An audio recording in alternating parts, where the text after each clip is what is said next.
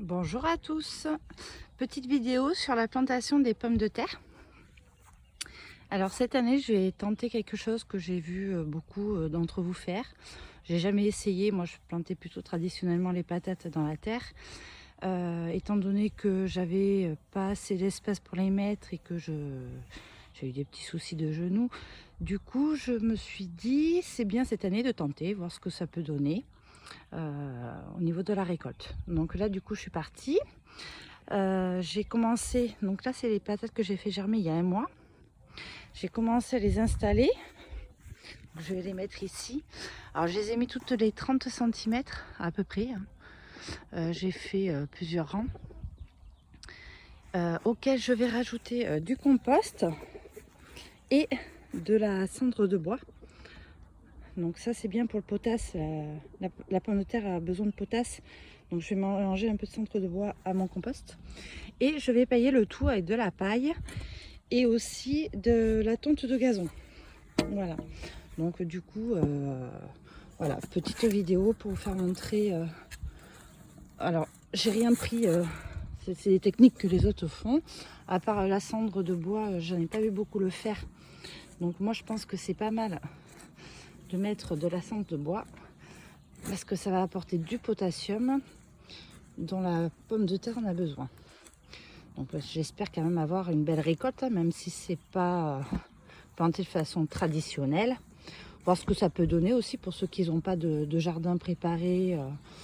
Ils peuvent faire ça peut-être dans un bout de leur pelouse s'ils veulent s'initier à la culture.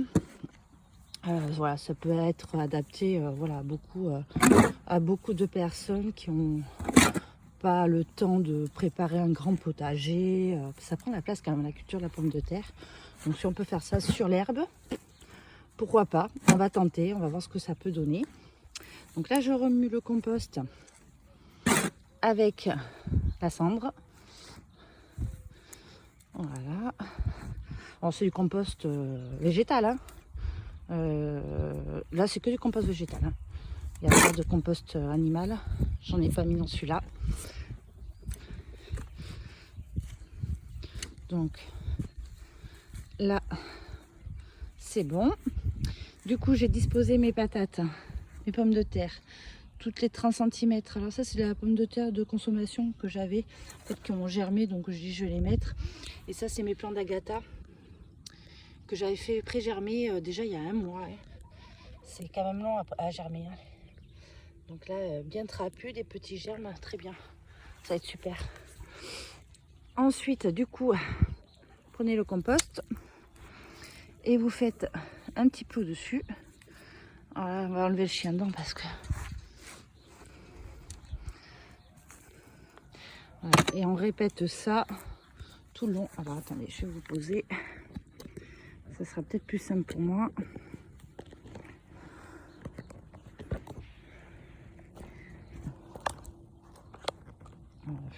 Non, c'est pas top, c'est pas top, pas top. Donc du coup voilà, donc je vais prendre les petits compost et je recouvre les pommes de terre.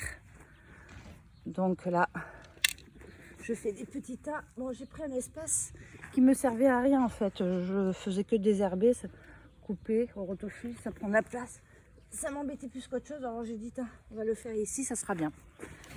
Donc vous faites des petites mottes, ça fera l'affaire, hein. Terreau ou de la terre légère de jardin, c'est pareil, hein.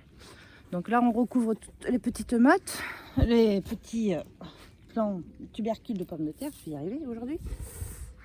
Donc là on met terreau, compost, peu importe, c'est histoire de recouvrir en fait le tubercule, lui apporter quelques nutriments pour la croissance après. Parce qu'après ça sera paillé avec de la paille, du foin, de la tonte, des feuilles mortes, peu importe, hein, ce que vous avez sous la main, hein. On n'est pas... Donc voilà, on fait des petits tas.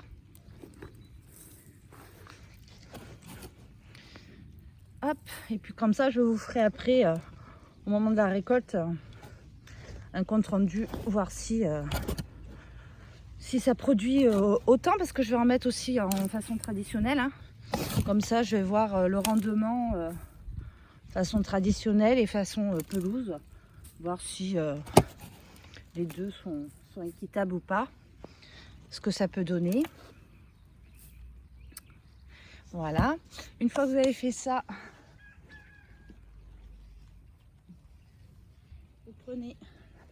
vous prenez de la paille. Et alors par contre la paille, essayez de la détacher un peu hein, pour que les tubercules puissent passer à travers. Et puis vous recouvrez. Voilà. Donc là j'ai pas encore tondu, donc j'ai pas la tonte de jardin. La tonte de pelouse, faites attention. Ça pourrit quoi si vous mettez en grosse quantité. Donc il faut mettre une petite couche par-dessus. Une petite couche assez fine. Comme ça attend de sécher, ça pourrit pas. Et puis une fois que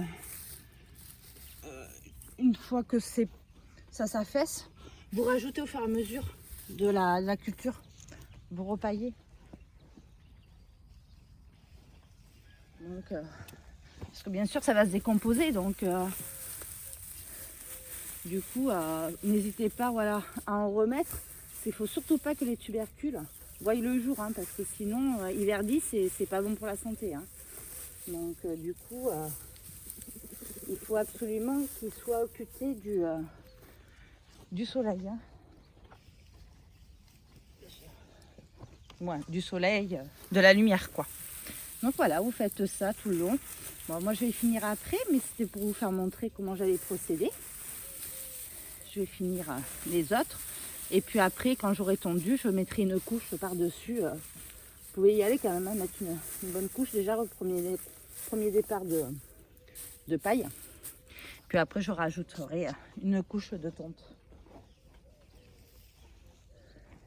Une couche de tonte par-dessus. Et puis ça me limitera comme ça les herbes. Et puis j'aurai pas besoin de désherber cette parcelle. Et je récolterai logiquement, si tout va bien, des pommes de terre. Voilà, bon, c'est un beau tas. Hein. Puis elles passeront à travers, hein, donc ne vous inquiétez pas, ça va se tasser avec le temps. Et puis ça passera à travers. Donc voilà. C'est pour ça que n'hésitez pas à éparpiller quand même pour qu'elles puissent, les pommes de terre, se faufiler à travers. Et puis au fur et à mesure de la culture, de repailler, de rajouter. Voilà, pour jamais qu'elles voient le jour, la lumière. Voilà, à très bientôt. Au revoir.